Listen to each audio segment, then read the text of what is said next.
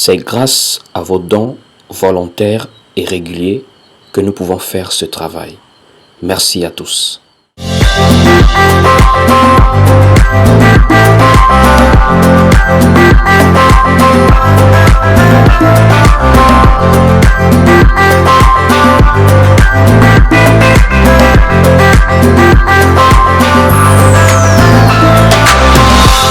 Notre thème, pour ceux qui notent, c'est le vrai réveil.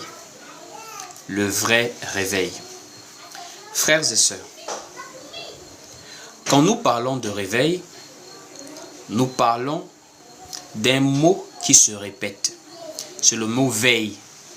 Réveil, c'est veiller une seconde fois ou encore une autre fois.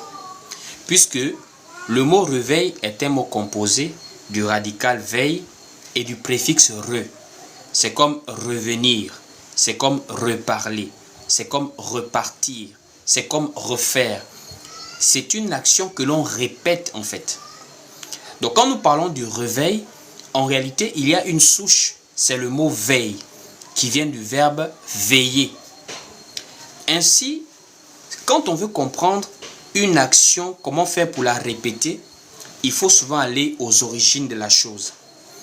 Comment la chose était faite avant pour comprendre comment on peut refaire la chose. Si je dis par exemple à quelqu'un, réexplique la leçon comme l'enseignant a expliqué. Si tu n'étais pas quand l'enseignant a expliqué, tu auras du mal à pouvoir réexpliquer la leçon. Donc pour pouvoir réexpliquer, il va falloir que tu fusses quand l'enseignant a d'abord expliqué en premier. Donc pour parler de réveil, il faut d'abord retourner à l'état même de veille. Qu'est-ce qui s'est passé pendant que les gens veillaient? Puisqu'on est tous d'accord. Quand on parle de veille, il s'agit d'un retour à l'état de veille. On veillait, on s'est endormi et maintenant on se réveille. Pourquoi est-ce que le matin on dit réveillez-vous alors que le soir on dit veillez? Vous n'avez jamais remarqué la différence? Le soir on dit on veille. Mais le matin quand on quitte du lit on dit on se réveille. C'est parce qu'on estime qu'on a veillé jusqu'à un moment, on a fini par s'endormir. Donc c'est ce temps de sommeil-là qui amène à ce que quand on va encore venir toucher la personne pour se mettre en état d'éveil, on va maintenant dire à la personne, réveille-toi. Donc repars à l'état d'éveil. Tu étais éveillé, tu étais endormi, donc réveille-toi. Remets-toi à veiller. Veille à nouveau. Donc quand nous parlons de réveil, nous devons déjà maîtriser ce qui s'est passé dans la veille. Parce qu'avant de parler de réveil dans la Bible, on a d'abord parlé de veille. C'était d'abord ça la base, veiller, veiller. C'est après quelque chose, c'est après un temps de sommeil qu'on a maintenant entendu parler de réveil. Allons-y maintenant voir ce qui s'est passé, bibliquement parlant. Frères et sœurs, la veille, c'est pour ceux qui sont au temps du soir. Nous sommes tous d'accord. On ne parle pas de veiller pour des gens qui sont en pleine journée. On parle de veille pour ceux qui sont au temps du soir. Puisque en pleine journée, on ne peut pas dire à quelqu'un tu veilles. On dit à quelqu'un tu veilles lorsqu'on sait qu'il fait nuit, il fait tard et qu'on est censé dormir. C'est à ce moment qu'on parle de veille. Donc nous sommes tous d'accord à la base, naturellement parlant. Quand on parle de veille, on parle du temps du soir. Or, le Seigneur Jésus-Christ nous a enseigné, nous a ordonné, nous a recommandé de veiller. Il parlait à ses disciples, il dit veillez et priez. Veillez et priez. Ainsi, si nous parlons de veille, c'est que nous sommes au temps du soir. Allons-y maintenant lire le livre de Matthieu, chapitre 25, au verset 13, où Jésus-Christ parle à l'église en disant veillez. Allons-y lire. Matthieu chapitre 25 au verset 13. Nous allons lire ensemble. Il est écrit ici dans Matthieu chapitre 25 au verset 13. Veillez donc, puisque vous ne savez ni le jour ni l'heure. Donc c'est Jésus qui parle. Jésus dit aux disciples, Jésus dit aux frères et sœurs de veiller et de prier, puisque personne ne connaît ni le jour ni l'heure. Donc nous comprenons que nous sommes en réalité dans un temps où nous devons veiller. Un autre passage où Jésus parle aux apôtres en leur disant de veiller. On ne parle pas encore de réveil. Notre thème, c'est le vrai réveil. Mais ici, on ne parle pas encore de réveil. Ici, on parle encore de veille simplement. Le mot réveil, on va parler de ça après. Cherchons d'abord à bien comprendre c'est quoi veiller. Que le Seigneur disait aux apôtres, veillez et priez. C'était quoi exactement? Allons-y maintenant dans le livre de Matthieu, chapitre 26, au verset 41. On continue toujours dans le mot veille. Veille, veille. On continue. Matthieu, chapitre 26, au verset 41. Il est écrit ici, veillez et priez, afin que vous ne tombiez pas dans la tentation. L'esprit est bien disposé, mais la chair est faible. Un deuxième passage où Jésus recommande aux apôtres de veiller et de prier. Je répète, nous ne sommes qu'au début de l'enseignement. On parle de veille, de veille. Puisque avant de parler de réveil, il faut d'abord parler de veille. Puisque la personne qu'on demande de se réveiller là, il veillait d'abord. Il s'est endormi. Et c'est pendant le temps du sommeil là maintenant qu'il était inconscient. Donc quand on vient le bousculer que réveille-toi, il faut déjà savoir ce qu'il faisait quand il était éveillé. Et on va maintenant chercher à connaître comment les apôtres étaient éveillés. Puisque Jésus parle de veiller, c'est après qu'on parle du réveil. On va prendre un troisième passage où Jésus nous parle de la veille. Et le Seigneur est merveilleux. Pourquoi? Ça, c'est maintenant pour toi qui aimes Jésus. Pour toi qui veux persévérer dans la foi. Pour toi qui démarre ta vie de foi, tu ne sais pas où mettre le pied. Tu ne sais pas comment faire pour démarrer. Tu as peur de tomber. Tu as peur de l'avenir. Tu as peur. Tu ne comprends pas le monde. Tu ne sais pas s'il y aura une guerre mondiale. Tu ne sais pas pourquoi il y a des faux pasteurs. Pourquoi? Jésus va maintenant t'enseigner la veille, correspondant à des périodes de la nuit. Dans le livre de Marc, chapitre 13, Jésus nous parle de la veille en détail dans la nuit. Allons-y lire Marc au chapitre 13. Marc au chapitre 13, au verset 35. Tape son commentaire. Marc chapitre 13, au verset 35. Écoute comment Jésus explique en détail la veille spirituelle. Et il s'appuie sur la veille physique pour t'amener à bien comprendre le sujet.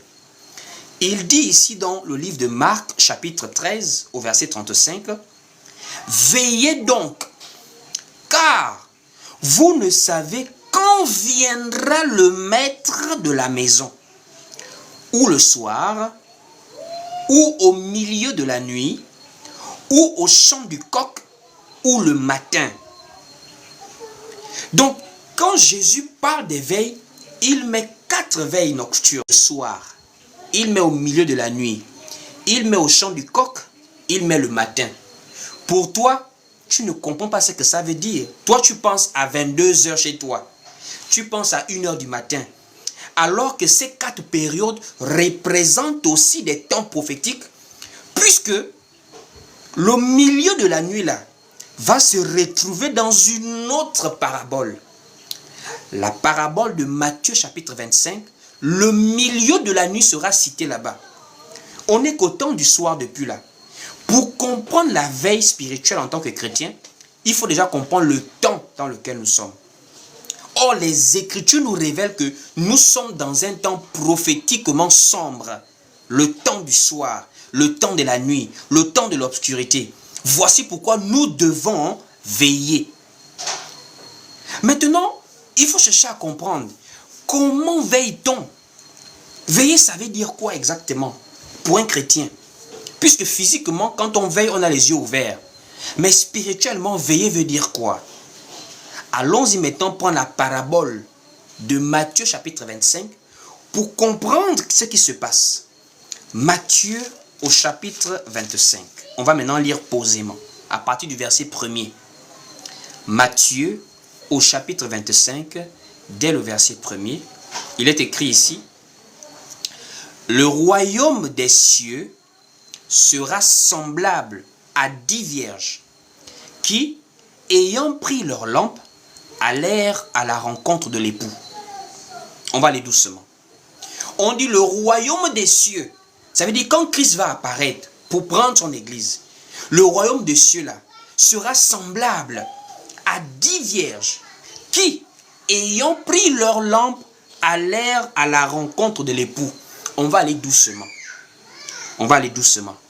On continue en disant, 5 d'entre elles étaient folles et 5 sages.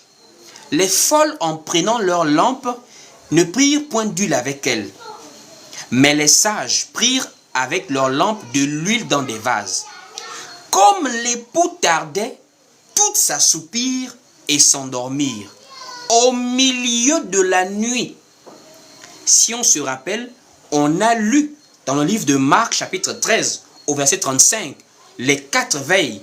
On a le soir, on a le milieu de la nuit, on a le chant du coq et on a le matin. Ici, on dit ici, au milieu de la nuit, on cria. Donc les 4 veilles sont même ici là. On dit au milieu de la nuit, on cria, voici l'époux allèrent à sa rencontre. Au verset 7, alors toutes ces vierges se réveillèrent. Donc en réalité, au moment où on a parlé de réveil, on a parlé de cri.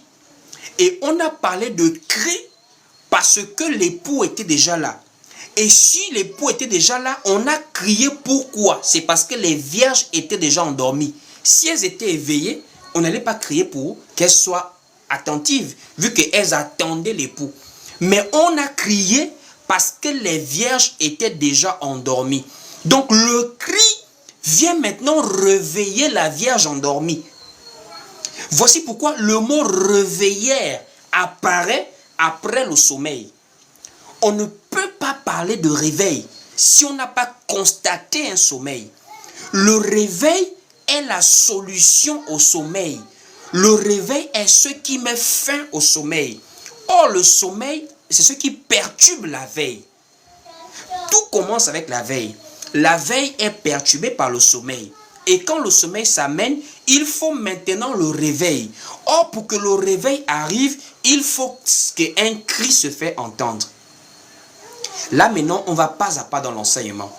Qu'est-ce que je vais te faire comprendre par là? Je vais te faire comprendre que la parabole que tu vois là ne te représente pas une femme naturelle. Puisque ici, on est en train de représenter l'église. Puisque l'église est une vierge fiancée. L'apôtre Paul, dans le livre de 2 Corinthiens chapitre 11, il dit à Corinthe, je vous ai fiancé pour vous présenter à Christ comme une vierge pure. Ainsi, ici, c'est la fiancée qui est vierge, qui va à la rencontre de l'époux. Donc, nous sommes en réalité spirituellement une femme. Nous sommes l'église. L'église est une femme. Et cette église-là, elle est dans un temps d'obscurité. L'église ne marche pas au temps du jour. Le temps du jour, c'était Israël. Nous, là, nous sommes au temps de l'obscurité. Voici pourquoi vous allez remarquer les paraboles que le Seigneur donne par rapport à l'église, c'est bizarrement au temps du soir. Au temps du soir, au temps du soir. Pourquoi au temps du soir? Simplement parce que l'élément qui va nous permettre de marcher au temps du soir, c'est l'élément même qui représente Dieu, la parole. Voici pourquoi le psaume de David, un prophète depuis le temps des Juifs, depuis le temps en Israël, un prophète va dire prophétiquement, ta parole est une lampe à mes pieds, une lumière sur mon sentier. Alors que David vivait au temps des prophètes en Israël. David ne vivait pas au temps du soir. Mais pourquoi David va-t-il prophétiser pour dire « Je vois une lampe à mes pieds, une lumière sur mon sentier » simplement parce que Jésus-Christ est le rejeton de David. Donc quand David parle, David représente Christ au temps du soir qui va présenter la lumière à l'église pour persévérer dans ce temps du soir-là. Voici pourquoi les vierges ont des lampes. Voici pourquoi dans la lampe, il y a un détail précis. Il y a l'huile. On va relire la parabole. On dit ici, au verset 3 de Matthieu chapitre 25, on dit, les folles en prenant leur lampe ne prirent point d'huile avec elles, mais les sages prirent avec leur lampe de l'huile dans des vases. Or, l'huile ici représente le Saint-Esprit. Tu peux avoir la Bible en main, mais si tu n'as pas l'Esprit qui donne la révélation, tu ne peux pas parler de Dieu. Tu ne peux pas enseigner la parole. Voici pourquoi les apôtres avaient déjà la lampe. Mais Jésus leur dit, attendez le consolateur, attendez l'Esprit de Dieu qui viendra vous conduire dans toute la vérité. Ça veut dire, tu peux avoir la Bible, tu peux avoir la parole, mais tu ne comprends pas. Parce qu'il faut l'Esprit de Dieu qui représente l'huile dans la parabole de Matthieu chapitre 25. Voici pourquoi vous allez remarquer au premier siècle, quand l'Esprit est venu les trouver, ils avaient déjà la parole. Mais le jour de la Pentecôte, quand l'Esprit vient les trouver, l'apôtre Pierre qui avait nié Jésus devant des vieilles personnes, des vieilles femmes, des gens qui ne pouvaient rien lui faire, le même apôtre Pierre avait eu un courage de prêcher devant des milliers de personnes. Pourquoi? Il avait la lampe et l'huile. Cette lampe et l'huile symbolisaient la Vierge qui était sage, celle qui marche avec la parole de Dieu, avec le Saint-Esprit. Ça, c'était la veille. C'était le premier siècle. Et qu'est-ce qui prouve encore que le premier siècle, la première église, représente les vierges? Simplement parce que, regardez le motif de leur déplacement. On dit ici dans la parabole de Matthieu 25, elles vont à la rencontre de l'époux. Écoutez, elles vont à la rencontre de l'époux. Or, notre époux, c'est Jésus-Christ. Il nous a promis revenir. Donc, en réalité, le premier siècle, le message que les apôtres prêchaient, c'était Jésus revient. C'est le Jésus revient là qui symbolisait la position de l'église, qu'on attend Jésus. Voici pourquoi vous allez remarquer quand les apôtres ont écrit, ils s'incluaient eux-mêmes. Quand vous voyez bien les épîtres de Paul, c'est comme si Paul lui-même, il attendait voir le retour de Jésus. Pourquoi? Parce qu'ils étaient attachés à ce message. C'est quand on est attaché à ce message qu'on ne cherche pas l'argent à tout prix. Qu'on ne cherche pas la gloire des hommes à tout prix. Qu'on ne cherche pas les biens matériels à tout prix. C'est bien d'avoir de l'argent. C'est bien d'avoir le confort. Mais la première des choses à laquelle nous sommes attachés, c'est celui qui nous a promis revenir. Voici pourquoi on ne s'attachait pas au bien. En fait, les apôtres vivaient une vie où, à n'importe quel moment, je peux quitter la terre. Donc, je ne peux pas me comparer à celui qui vit dans le mal, parce que lui n'a pas la conscience que moi j'ai. Je suis une vierge sage. Et la vierge sage, c'est elle qui pense à son mari, à son époux. Et c'est ce que les apôtres ont fait au premier siècle. Je vous donne des passages bibliques. Comment les apôtres, leur vie, c'était Jésus revient. Jésus revient. Jésus revient. Alors qu'aujourd'hui, là, vous allez remarquer comment le message a changé. De nos jours, c'est maintenant les 7 principes pour réussir le mariage. C'est maintenant les 10 clés pour être stable financièrement. Mais ce que Paul prêchait, ce que Pierre prêchait, ce que Jacques prêchait, c'était Jésus revient. Et ils ont pris ça de Jésus lui-même, qui avait dit « Je reviendrai ».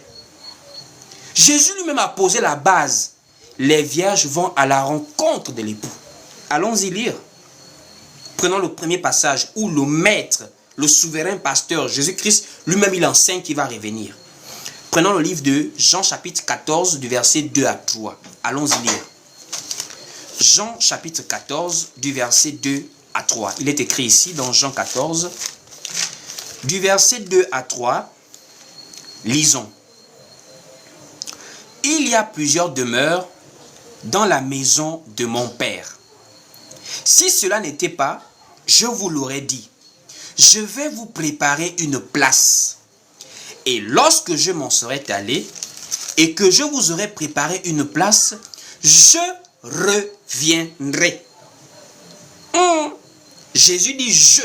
Donc Jésus engage sa parole d'honneur à l'église. Il dit je reviendrai et je vous prendrai avec moi, afin que là où je suis, vous y soyez aussi.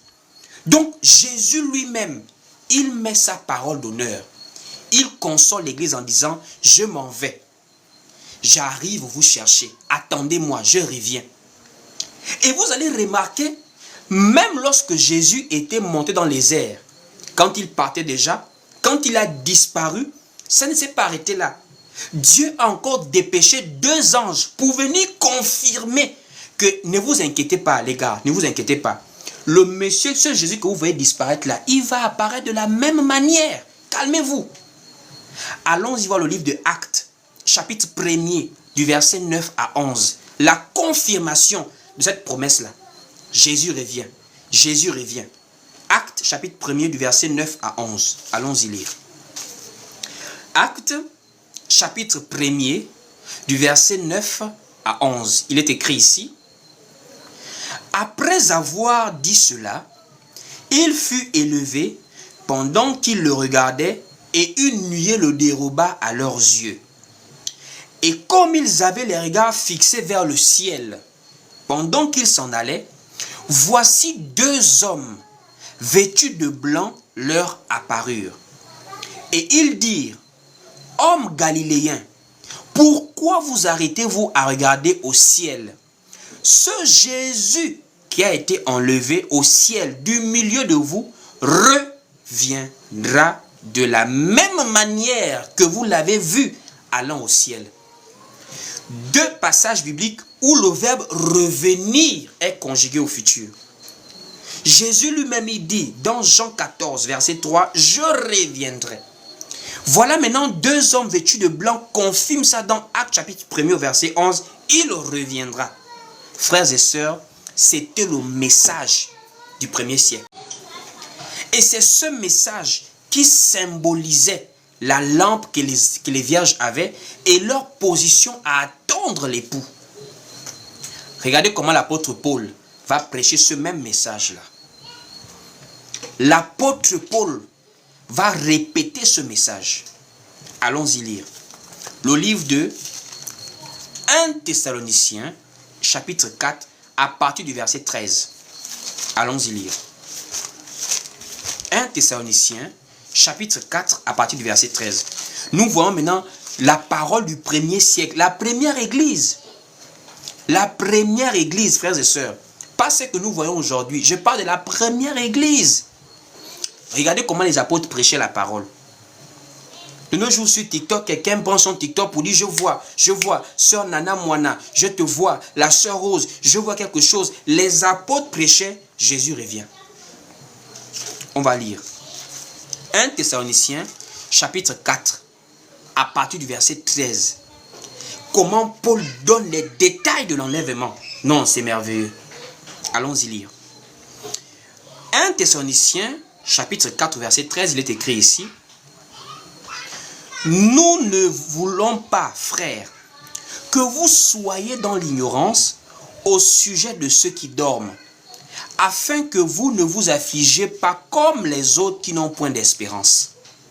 Car si nous croyons que Jésus est mort et qu'il est ressuscité, croyons aussi que Dieu ramènera par Jésus et avec lui ceux qui sont morts. Voici en effet ce que nous vous déclarons d'après la parole du Seigneur. Nous les vivants, Paul dit nous les vivants, restez pour l'avènement du Seigneur, nous ne dévancerons pas ceux qui sont morts. Car le Seigneur lui-même a un signal donné à la voix d'un archange et au son de la trompette de Dieu descendra du ciel et les morts en Christ ressusciteront premièrement. Ensuite, nous les vivants qui serons restés, nous serons tous ensemble enlevés avec eux sur des nuées à la rencontre du Seigneur dans les airs. Et ainsi, nous serons toujours avec le Seigneur. Ici, l'apôtre Paul est en train de répéter le message que Jésus lui-même a donné. Je reviendrai. Donc l'apôtre Paul dit à l'église, quand Jésus-Christ va revenir, sachez-le, ça serait comment? Il y aura des chrétiens sur la terre. Il y aura d'autres qui seront déjà morts. Donc, par exemple, nous sommes comme ça, je suis en live, vous êtes en train de me suivre. Paul, Pierre, ceux qui nous ont dévancés là, l'autre côté là, ceux qui sont en train de dormir là, parce qu'ils ne sont pas morts, ils dorment. Ils attendent l'appel, ils attendent la trompette là. Ça va se passer comment? Donc, il y aura d'abord un archange qui apparaît. Bam, quand il sonne là, il va sonner la trompette. Or, la trompette, c'est la voix. Puisque je vais enseigner un jour sur les trompettes. Il y a 2 trompettes. La trompette du rassemblement et la trompette du départ. La trompette du départ, c'est la trompette qu'on sonnait avec éclat. Nous sommes dans le livre de Nombres, chapitre 10. Or, la trompette qu'on sonne avec éclat est une trompette tellement puissante parce qu'elle fait démarrer le peuple du camp pour un départ. Or, cette trompette-là représente la parole de Dieu. Sachez qu'il y a 2 appels. Voici pourquoi la parole dit, il y a beaucoup d'appelés et il y a peu d'élus. Il y a l'appel de la prédication. Ceux qui me suivent là, qui ne sont pas en Jésus, c'est une trompette qui est en train d'être sonnée pour eux. C'est la trompette de rassemblement. Parce que avant que Jésus apparaisse, il faut qu'il rassemble d'abord ses élus. Voici pourquoi il envoie maintenant des instruments pour prêcher aux 4 coins de la terre. On prêche l'évangile. Pourquoi? Il faut préparer le peuple de Dieu partout où ils sont déjà là. En Chine, aux États-Unis, au Gabon, au Congo, partout. Maintenant, la deuxième trompette, c'est la trompette, c'est la voix du Seigneur lui-même. Puisque il n'y a pas quelqu'un d'autre qui peut réveiller un mort, si ce n'est que le Seigneur. Voici pourquoi il s'est mis debout devant le tombeau de Lazare. Ça, ce n'était plus une prédication comme ce que j'ai fait là, ou bien ce que Paul faisait. Oh, Jésus est bon, le mystère de tel. Ça, c'est la trompette avec éclat. Ça veut dire, quand on sonne cette trompette-là, le mort se réveille. Voici pourquoi le monsieur qui est capable de réveiller les morts, c'est lui qui viendra sonner dans les airs pour que nos frères se réveillent. C'est celui qui s'est tenu devant le tombeau comme ça là. Il s'est mis devant un monsieur qui pourrissait déjà. C'est comme nos frères qui pourrissent déjà sur la terre là. Jésus ne voit pas tout ça là. Son autorité, quand il va se mettre sur les airs, il va simplement sonner. Il va appeler. Et les morts en Christ vont se réveiller. Comme Lazare s'était réveillé. Il s'est mis devant Lazare, devant le tombeau de Lazare. Lazare sentait 4 jours. Il dit, Lazare, sors! Le son est parti jusqu'à l'au-delà là-bas. Lazare entend l'appel, Lazare se lève, Lazare remonte. On voit Lazare qui sort de la tombe. De la même manière, l'apôtre Paul enseigne que quand Christ va être dans les airs, ça ne sera pas comme les gens font sur Facebook, les bêtises que les gens font là. Les images où on va monter doucement, les femmes mal habillées avec des tissages rouges, les garçons en pantalon qui descendent aux fesses vont monter, oh Jésus est bon, non, non, non. Les élus de Dieu, ceux qui marchent dans la sainte doctrine, quand les morts là vont entendre le son de la trompette, ils sont sortis. Et ceux qui seront en Christ sur la terre, en esprit et en vérité, tous ensemble, ils vont transfigurer d'abord. Quand ils transfigurent, ils montent dans les airs. Et quand ils montent, ils sont pris par le Seigneur et ils disparaissent. C'est là que l'apôtre Paul est maintenant en train d'enseigner les détails. Donc vous remarquez que les enseignements des apôtres du premier siècle étaient des enseignements qui amenaient les gens à attendre Jésus. Ah, Jésus peut apparaître aujourd'hui à 15 h. Tout à l'heure, à 22 h. Donc ça faisait que même quand tu te comportes mal, la conscience t'embête rapidement. On ne s'habituait pas au mal au premier siècle. On ne s'habituait pas au péché. On ne s'habituait pas au désordre. Pourquoi? Parce que les apôtres répétaient des choses qui font revenir à la conscience. Non, Jésus revient, repentons-nous. Même quand tu t'es disputé avec quelqu'un, ah Seigneur, pardon, tu vas faire la paix. Quand tu es insulté, quand tu as volé, quand tu es tombé, pourquoi? On te répète que Jésus peut apparaître. Tu ne connais ni le jour ni l'heure. Donc attention, on est bloqué. Vivons seulement la sainteté. Et c'est la même chose que l'apôtre Pierre va même prêcher. Puisque l'apôtre Pierre va calmer maintenant les moqueurs. Les gens qui vont venir dans les derniers jours. Jésus, ça fait longtemps qu'il arrive. Il vient quand? Votre affaire de Jésus, là, on est fatigué avec ça. L'apôtre Pierre s'élève en tant que pasteur de l'église primitive. Ancien. Pierre dit, le Seigneur ne tarde pas. Vous qui voulez commencer à vous refroidir là. Mais il use de patience. Parce qu'il sait que peut-être il y a encore une sœur, un frère qui est encore un peu charnel. Comme Dieu t'aime, il ne revient pas encore aujourd'hui. Il peut déjà revenir. Mais c'est par amour pour toi qu'il use de patience. Toujours le même message, Jésus revient. Jésus revient. Allons-y prendre 2 Pierre chapitre 3 à partir du verset 9. 2 Pierre chapitre 3 à partir du verset 9. Allons-y écouter ce que l'apôtre Pierre dit là-bas. Il est écrit ici dans 2 Pierre chapitre 3 à partir du verset 9. Le Seigneur ne tarde pas dans l'accomplissement de la promesse, comme quelques-uns le croient, mais il use de patience envers vous, ne voulant pas qu'aucun périsse, mais voulant que tous arrivent à la repentance. La repentance, Jésus revient. Donc ici, on nous fait comprendre clairement qu'au 1er siècle, c'était le message de Jésus revient. Jésus revient. Jésus revient. Et c'était ce message qui amenait les gens à se sanctifier. C'est pas fini. En dehors de Paul, en dehors de Pierre, il y a également l'apôtre Jacques qui a prêché ce message. Jacques chapitre 5 du verset 7 à 8. On va lire ensemble. Jacques chapitre 5 du verset 1 au verset 8. Lisons. Il est écrit ici dans Jacques chapitre 5 du verset 1 au verset 8. Du verset 7 à 8 plutôt. Soyez donc patients, frères, jusqu'à l'avènement du Seigneur. Voici, le laboureur attend le précieux fruit de la terre. Prenons patience à son égard, jusqu'à ce qu'il ait reçu les pluies de la première et de l'arrière-saison. Vous aussi soyez patients, affermissez vos cœurs, car l'avènement du Seigneur est proche. L'avènement du Seigneur est proche. Le retour du Seigneur est proche. Voici le message du 1er siècle. Voici le message qui symbolisait l'église primitive, qui veillait. Voici le message des vierges sages dans la parabole de Matthieu chapitre 25. Mais quelque chose s'est passé, frères et sœurs. Quelque chose s'est passé.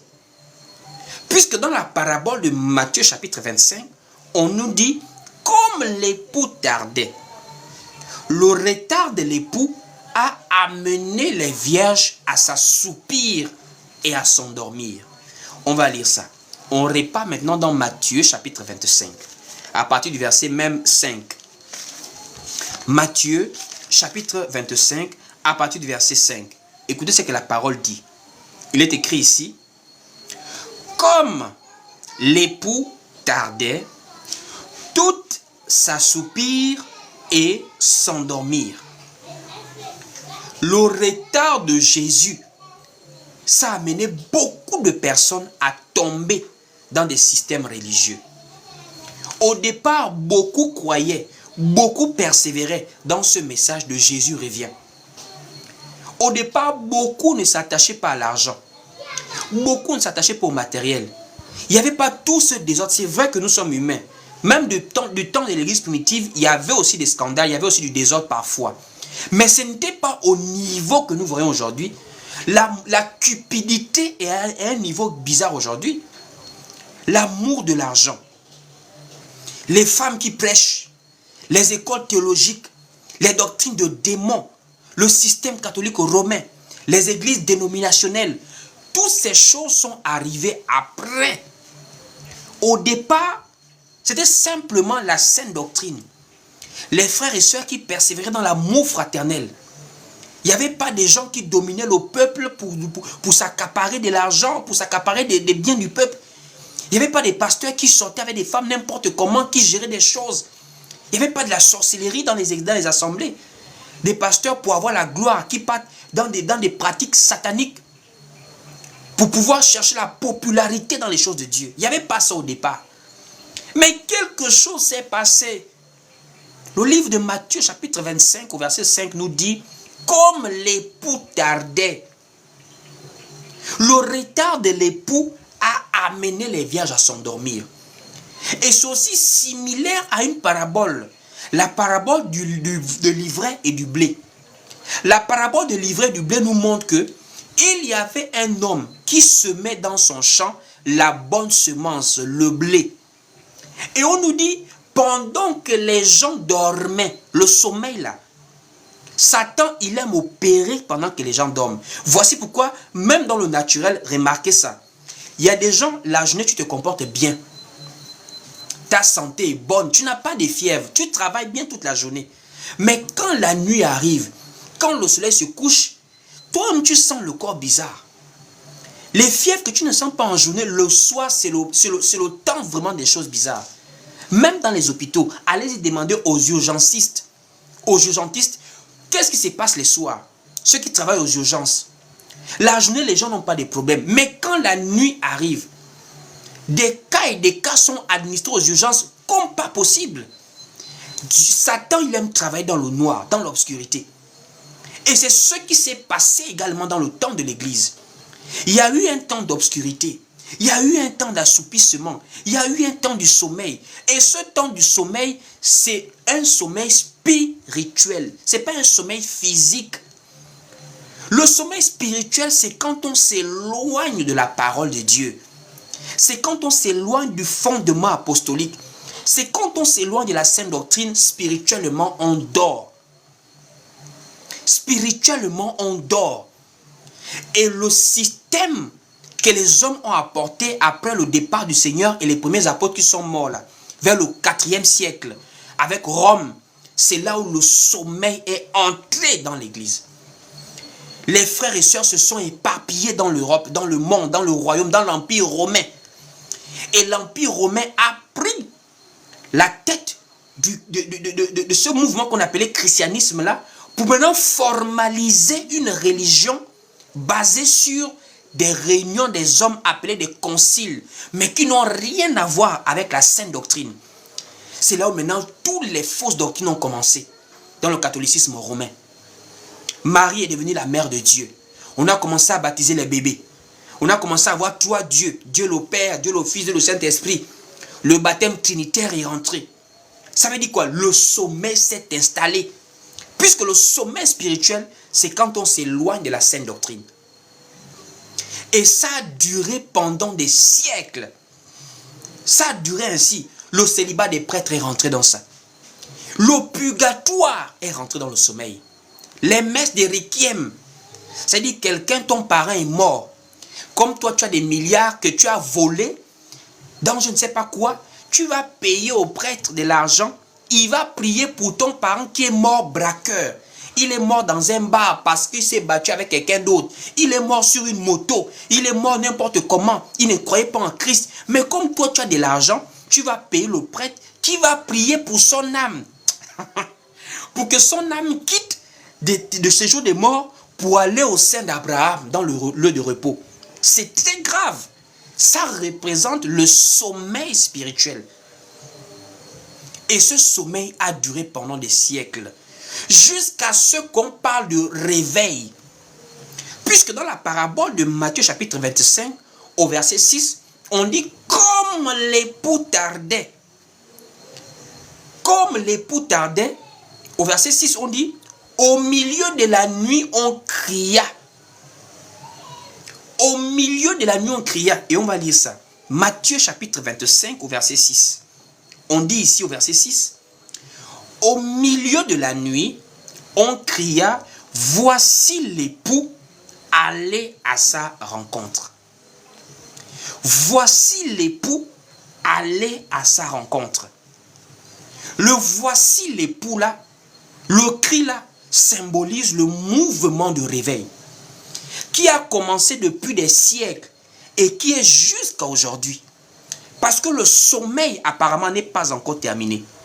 Quand nous voyons le système religieux actuel, comment est-ce qu'on a amené les gens dans une fausse adoration, on comprend très bien que le mouvement de réveil qui a commencé au XVIe siècle n'est pas encore terminé. Puisque le mouvement de réveil du XVIe siècle avec Martin Luther, un moine ancien catholique romain, qui a commencé à protester contre l'autorité du pape sur l'église et contre les enseignements de la doctrine romaine qui n'avaient rien à voir avec la sainte doctrine. C'est là où maintenant le moine catholique, ancien catholique, là, Martin Luther, a été maintenant excommunié. Et on l'a maintenant appelé protestant. D'où tous ceux qui l'ont suivi ont également été appelés des protestants. C'est là où maintenant le mouvement protestant a démarré en Europe autour des années 1500 au XVIe siècle. Et de là maintenant, beaucoup d'autres mouvements se sont succédés comme ça là. Ça veut dire un mouvement entraîne un autre mouvement, mais bizarrement, le sommeil a continué quand même d'une manière ou d'une autre. Puisque jusqu'à aujourd'hui, même dans les églises dites de réveil, on a encore des éléments du sommeil spirituel. Puisque le vrai réveil, c'est ce qui te ramène à l'état de départ. Tu veillais, tu étais debout. Après, tu t'es endormi, tu es tombé, tu t'es allongé. Si on te dit réveille-toi, c'est que tu quittes ton état de sommeil allongé, tu te remets debout. Mais nous, on ne comprend pas. On nous fait parler des réveils des années 80 en Afrique, dans plusieurs pays francophones. On dit le pape Jean-Paul II était venu. Il y a eu beaucoup de choses. Aux États-Unis, il y a eu un mouvement évangélique. Mais seulement, ce qui est étrange, c'est quoi?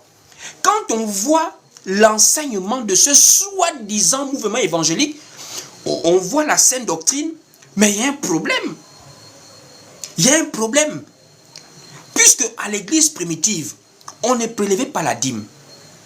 Mais dans le mouvement des réveils des années 90, au Gabon, au Congo, en Côte d'Ivoire, partout en Afrique, on nous ramène dans la dîme. Mais on ne comprend pas. Si vraiment c'est le mouvement des réveils, pourquoi ne pas retourner au fondement apostolique? Chercher à voir quel est l'apôtre qui a prélevé la dîme. Quel est l'endroit dans l'église, dans Actes des Apôtres, où on a vu comment des frères ont payé la dîme au pasteur? Où on a vu comment il y a eu un ancien qui a prélevé la dîme. Il n'y avait pas ça. À l'église primitive, c'était des libéralités qu'on prélevait. Ça veut dire quoi? Chacun donne comme il a résolu en son cœur, sans tristesse ni contrainte. Car Dieu aime celui qui donne avec joie. Dieu aime celui qui donne avec joie. Mais le mouvement des églises de réveil nous ramène dans la dîme. Alors que même le fondement apostolique ne nous parle pas de la dîme. Le fondement apostolique nous parle des libéralités, nous parle des dons. Mais comment se fait-il qu'on répare dans la dîme alors que même les premiers apôtres, la première église ne payait pas la dîme? C'est étrange. Voici pourquoi les églises de réveil que vous entendez là, ce n'est pas le vrai réveil. Puisque le vrai réveil est censé nous ramener à l'état de veille. Quand on dit on se réveille, ça veut dire on retourne au commencement, comme on était au départ. Regardons le modèle de l'église primitive. Comment était-il au départ? Quel est ce modèle qu'on peut suivre? Mais au jour d'aujourd'hui, dans plus de 70, 80% des églises, on prélève les dîmes. Alors de quel réveil s'agit-il? Question. De quel réveil s'agit-il dans les églises dites de réveil? Il nous parle de quel réveil? Vu que les vierges avaient des lampes, elles avaient de l'huile, elles se sont endormies. Quand on les a réveillées, elles se sont remis debout et elles ont remis l'huile dans des lampes. Mais nous, bizarrement, on nous parle des réveils. Quand on voit comment les apôtres ont prêché, on voit comment les pasteurs, les prophètes, les apôtres prêchent aujourd'hui, il y a une différence. Il y a une différence énorme. Premier point, la dîme. On nous ramène dans la dîme. Alors que Paul n'a pas prêché la dîme. Jésus n'a pas demandé aux apôtres de prêcher la dîme. Les apôtres n'ont jamais prélevé une dîme. Mais par contre, les apôtres prélevaient des dons. Les apôtres prélevaient des libéralités. Mais bizarrement, on ne parle pas de libéralité. On parle aux gens des dîmes. Pour dire, si tu ne donnes pas la dîme, tu ne seras pas béni. Quel est ce modèle biblique où on prélevait la dîme? Est-ce que c'est en Israël ou c'est dans l'église? Point d'interrogation. Donc, il n'y a pas eu un vrai réveil dans les églises dites de réveil. Le vrai réveil avait démarré avec Martin Luther et jusqu'à aujourd'hui, le vrai réveil consiste à combattre la fausseté. Ramener l'église dans la vérité. Ramener l'évangile apostolique où elle était. Le baptême trinitaire. Le baptême au nom du Père. Le baptême au nom du Fils. Le baptême au nom du Saint-Esprit. Mais ça montre qu'il y a encore un sommeil. Puisque le Père, ce n'est pas le nom de quelqu'un. Fils, ce n'est pas le nom de quelqu'un. Saint-Esprit, ce n'est pas le nom de quelqu'un. Voici pourquoi l'apôtre Pierre, on lui pose la question, que ferons-nous? L'apôtre Pierre révèle le nom de qui est ce Père, qui est ce Fils, qui est ce Saint-Esprit, au nom de Jésus-Christ. C'est tout.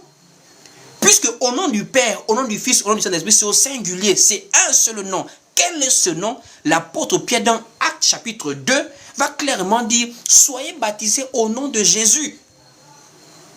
Au nom de Jésus. Mais bizarrement, on est avec des gens qui jusqu'à aujourd'hui ont été baptisés 3 fois dans l'eau, plongés au nom du Père, plongés au nom du Fils, plongés au nom du Saint-Esprit. Ça montre le sommeil dans lequel les gens sont toujours. Le sommeil. Au 1er siècle, les femmes ne prêchaient pas la parole de Dieu. Les femmes ne prêchaient pas au 1er siècle. Il n'y a pas une femme qui a été ordonnée apôtre du Seigneur. Il n'y a pas une femme qui a été enseignante dans une assemblée locale. Il n'y a pas une femme qui a été missionnaire pour prêcher la parole. Il n'y a pas ça. Au 1er siècle, les femmes étaient assises en silence dans l'église. Elles pouvaient juste participer au chant, ou témoigner, ou faire un témoignage. Elles n'avaient pas au don spirituel. Elles n'avaient pas part au ministère de la parole de Dieu. Mais aujourd'hui, nous avons des femmes qui prêchent. Ça montre qu'il y a encore un sommeil. Il y a encore un sommeil. Où est le modèle biblique, où est le modèle apostolique où on peut voir une femme prêcher? Nous sommes au temps de la fin. Mais nous, on ne se conforme pas au temps de la fin. Nous restons dans la parole qui est une lampe à nos pieds, une lumière sur nos sentiers. La parole prophétique qui est comme une lampe qui brille dans un lieu obscur jusqu'à ce que le jour vienne apparaître. Le jour qui est l'apparition du Seigneur Jésus-Christ. On ne peut pas me dire, comme nous sommes en 2024, les femmes doivent prêcher. Est-ce que la parole de Dieu change? C'est la parole qui nous sauve, ce n'est pas le temps qui nous sauve. On ne peut pas me dire que les femmes peuvent maintenant prêcher parce qu'elles sont indépendantes dehors. Ce n'est pas le monde qui influence l'église, mais c'est l'église qui impacte le monde. Parce que l'église est la lumière du monde. Nous portons la parole du Seigneur. Nous portons la parole du Seigneur. Mais au jour d'aujourd'hui, les femmes prêchent, les femmes baptisent, les femmes prient. C'est grave. Donc le vrai réveil, c'est le réveil qui rétablit la parole de Dieu, l'évangile apostolique, la saine doctrine dans l'église, dans les cœurs des croyants, des fidèles. Donc quand on parle du retour au vrai réveil, il s'agit en fait ici de faire comprendre à quelqu'un quelque chose. Nous avons un modèle biblique. Et ce modèle biblique était un modèle de vie. En réalité, quand on voit bien les enseignements des apôtres, ou encore l'enseignement des apôtres, la saine doctrine nous mène beaucoup plus à un modèle de vie. La saine doctrine ne nous cantonne plus dans une sorte de système, dans un système religieux en fait. Non, non, non. Le système religieux des hommes crée facilement l'hypocrisie. Je n'ai pas dit que la religion n'est pas biblique. La religion pure devant Dieu, c'est dans Jacques chapitre 1er au verset 27. Et on va lire ça. La vraie religion selon Dieu. Allons-y lire Jacques chapitre 1er au verset 27. On va lire. Dans Jacques 1 au verset 27, voici ce qu'on appelle la vraie religion. Bibliquement parlant. Jacques 1 au verset 27, il est écrit ici. La religion pure et sans tache devant Dieu, notre Père, consiste à visiter les orphelins et les veuves dans leur affliction et à se préserver des souillures du monde. C'est ça la vraie religion. La vraie religion, ce n'est pas d'abord prier chaque soir à 20 h. Ce n'est pas d'abord obligatoirement être dans les comités. Ce n'est pas obligatoirement chanter à l'église. Ce n'est pas obligatoirement donner l'argent. C'est d'abord avoir un cœur pur vis-à-vis des gens qui sont dans le besoin. Il y a des gens là, des grands chrétiens, son propre voisin meurt de faim. Je dis son propre voisin meurt de faim. Ça veut dire qu'il arrive à passer devant son voisin qui n'a pas à manger, mais il va prier Jésus à l'église. Ça veut dire, tu peux prier Jésus que tu ne vois pas, alors que tu n'arrives pas à secourir ton propre frère fait à l'image de Dieu. Mais c'est grave. Même l'apôtre Jacques parle de ça, que comment toi tu fais du bien seulement en parole, mais pas en acte. La vraie religion, si tu veux commencer à être religieux d'après la parole de Dieu, commence à faire du bien aux nécessiteux. Les veuves, les orphelins. Et préserve-toi des souillures du monde. Ça veut dire quoi? Ne te conforme pas au siècle présent. Loin des excès de la chair, tu t'accroches à la parole. C'est ça la vraie religion. Mais ça là, on n'enseigne pas ça aux brebis de nos jours. Les pasteurs, eux, c'est quand ils prêchent, c'est pour le bâtiment qu'ils prêchent. Si je donne de l'argent, c'est forcément pour construire le bâtiment, c'est forcément pour le pasteur, c'est pas pour les nécessiteux. La saine doctrine nous amène à être des gens qui manifestons l'amour du prochain. Les cœurs purs, c'est ce que Dieu veut voir aujourd'hui. Des vies transformées. Des gens qui aident les autres. Au jour d'aujourd'hui, être dans la foi, le retour au vrai réveil, ou encore le vrai réveil, consiste à vivre la parole de Dieu dans nos cœurs. À sortir de la pensée bâtiment. Il y a des gens ce matin-là, leur vie chrétienne s'est arrêtée quand ils sont sortis des bâtiments. Ils sont redevenus païens après le bâtiment. Non, c'est pas ça être dans la foi. La foi, ce n'est pas une habitude d'aller quelque part. La foi, c'est ton cœur. Comment tu vis par rapport à ton prochain? Aime ton prochain comme toi-même. Approche-toi de Dieu. Même si tu as des faiblesses, ne t'éloigne pas de Dieu. Ne sois pas hypocrite. Apprends à présenter Dieu ta véritable nature. Ne marche pas par rapport au regard des hommes. Même si tu es tombé, relève-toi. On ne vit pas la foi pour pouvoir maintenant nous cantonner dans des organisations humaines. On n'a même plus la pensée missionnaire. De nos jours, faire de toutes les nations des disciples, ça a disparu dans la pensée des êtres humains. Nous, c'est maintenant vraiment chacun dans son bâtiment avec son pasteur. Non. On doit avoir un cœur uni dans la foi.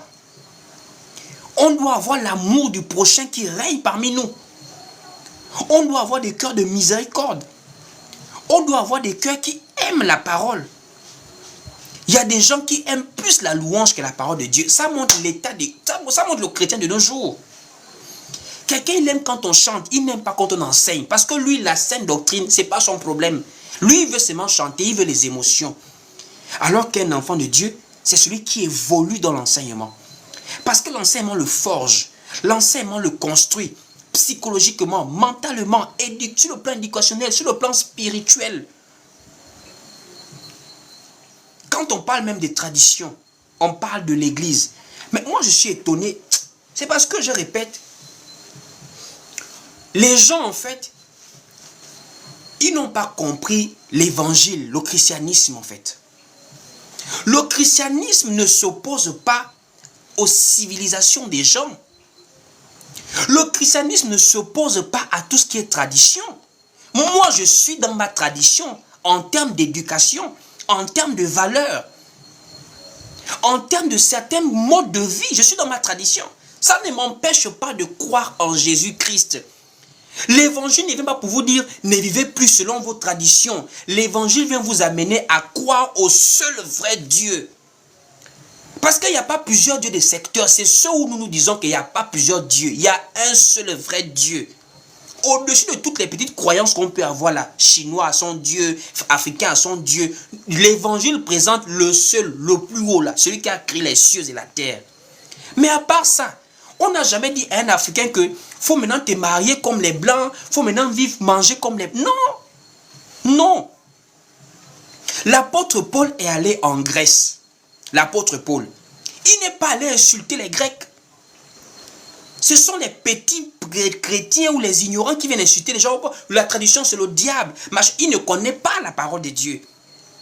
L'apôtre Paul est allé en Grèce. Il a parlé avec des Grecs, des Athéniens. Il n'est pas là pour diaboliser les gens n'importe comment. Il a dit bien, j'ai vu que vous avez des dieux, j'ai vu les objets de votre dévotion, voilà, même à un Dieu inconnu. L'apôtre Paul rentre intelligemment dans un débat avec les Athéniens. Pour dire à un Dieu, à un autel au Dieu inconnu, c'est ce Dieu-là que moi je vous présente, celui qui a fait les cieux et la terre. Ce monsieur-là, ce Dieu-là, il ne peut pas habiter dans des temples faits de mains d'hommes. L'apôtre Paul est clair. Et nous, c'est ce qu'on vient vous dire. On n'a pas dit aux gens, parce que tu es chrétien, tu ne peux plus aller te faire... C'est-à-dire, tu as mal au bras, tu ne peux pas mettre une plante ici, là. Qui a dit ça? Mais la plante, c'est dans la nature. C'est le fait même d'associer des divinités à la plante, qui est maintenant de l'idolâtrie. Mais la plante elle-même, il y a des plantes médicinales dans nos forêts qui sont même mieux que les pharmacies, là, qui nous empoisonnent, qui ont des anticorps, des virus, qui rentrent dans nos corps. Donc les gens ont mal compris. L'évangile, c'est un mode de vie. Tu peux vivre avec des gens qui n'ont pas la même croyance que toi. Tu leur présentes calmement le Dieu qui a fait les cieux et la terre. Le Dieu qui a fait les choses et la terre. Quand il y a eu la conférence à Jérusalem, il y a eu 2 résolutions de la conférence, 2 résolutions majeures. L'impudicité et les viandes sacrifiées aux idoles. L'impudicité et les viandes sacrifiées aux idoles. Ce sont ces 2 points majeurs qu'il fallait maintenant aller bien réexpliquer aux païens, au peuple non juif pour dire l'impudicité là, ce n'est pas bien. Les viandes sacrifiées aux idoles là, ce n'est pas bien. On a un Dieu. Mais le christianisme pur n'est pas là pour pouvoir venir détruire les civilisations des autres. Qui vous l'a dit? Que parce qu'on est chrétien, il faut s'habiller en veste. Non. Parce qu'on est chrétien, il ne faut plus manger le bon koumou de chez nous, les feux de manioc, la pâte d'arachide. Qui vous a dit ça? Que parce qu'on est chrétien, il faut maintenant se moderniser à la société occidentale. Ce n'est pas un évangile qu'on prêche. La sainte doctrine, c'est aimer Dieu. Et faire comprendre aux gens que, autrefois, Dieu s'est fait représenter de plusieurs manières. Paul a prêché ça à Lystre, dans Actes chapitre 14. Il dit, je reconnais que autrefois les Nganga faisaient des miracles. Je reconnais, ils faisaient des guérisons. Les Nganga ont fait des guérisons. Les marabouts voyaient. On ne peut pas nier ça. Paul rappelle ça aux gens de Lystre. Que Dieu lui-même, il vous dispensait des saisons fertiles. Aïe, aïe, aïe. Allons-y dans Actes chapitre 14. Actes chapitre 14, à partir du verset même 15. On va lire. Actes chapitre 14, à partir du verset 15. Allons-y lire. On dit ici. En s'écriant, ô hommes, pourquoi agissez-vous de la sorte? Nous sommes des hommes. Nous sommes aussi. Donc nous aussi, nous sommes des hommes de la même nature que vous. Et vous apportant une bonne nouvelle, nous vous exhortons à renoncer à ces choses vaines pour vous tourner vers le Dieu vivant qui a fait le ciel, la terre, la mer et tout ce qui s'y trouve. Ce Dieu, dans les âges passés, a laissé toutes les nations suivre leur propre voie. Oh mon Dieu! C'est normal qu'autrefois, il y avait des miracles dans Bouiti, dans Djembe, dans le vaudou. Dieu lui-même se faisait représenter dans ses traditions, dans ses croyances, je veux dire. Dieu se faisait représenter dans ses croyances, dans ces choses-là. Mais aujourd'hui, l'évangile, c'est de dire, de la même manière que Dieu a traité autrefois avec les Juifs, par les prophètes, il s'est aussi fait représenter dans toutes les nations. Voici pourquoi, en vérité, quelqu'un qui connaît la Bible, il sait que Dieu s'est fait adorer dans toutes les nations. Toutes les nations connaissent Dieu. Il n'y a pas que les Juifs qui connaissent Dieu. Les Africains connaissent Dieu. Les Chinois connaissent Dieu. Chaque nation a une représentation de Dieu parce que c'est Dieu lui-même qui a mis dans le cœur de tout homme la pensée de l'éternité. Seulement, autrefois, Dieu lui-même, il laissait ça.